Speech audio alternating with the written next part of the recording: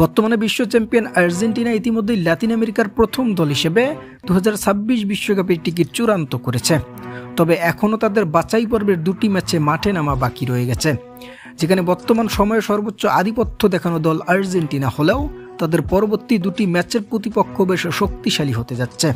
বাছাই পর্বের পরবর্তী দুই ম্যাচের মধ্যে প্রথমেই মাঠে নামছে আলবিসেলেস্তারা ভেনেজুয়েলার বিপক্ষে, যেখানে বর্তমানে পয়েন্ট টেবিলে ভেনেজুয়েলা 16 ম্যাচে 4 জয় 6 ড্র এবং 6 ম্যাচে হারের ফলে 18 পয়েন্টে তালিকার 7 নম্বরে অবস্থান করছে। অন্যদিকে আর্জেন্টিনা 16 ম্যাচে 11 জয় 2 ড্র এবং 3টি ম্যাচে হারের ফলে 35 পয়েন্টে তালিকার 1 নম্বরে অবস্থান করছে। এছাড়াও ভেনেজুয়েলা ও আর্জেন্টিনার সর্বশেষ 5 বারের মুখোমুখি লড়াইয়ে আর্জেন্টিনা জয় পেয়েছে 3 বার, একটি ম্যাচও হয়েছে ড্র এবং একটিতে জয় পেয়েছে ভেনেজুয়েলা।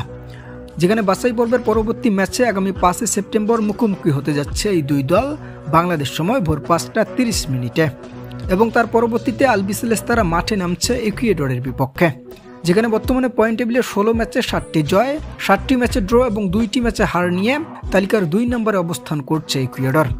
এছাড়াও যেখানে ইকুয়েডর ও আর্জেন্টিনার সর্বশেষ 5 বারের মুখোমুখি লড়াইয়ে আর্জেন্টিনা জয় পেয়েছে 4 বার, পক্ষান্তরে ইকুয়েডর কোনো জয় পায়নি এবং সেই একটি ম্যাচ হয়েছে ড্র।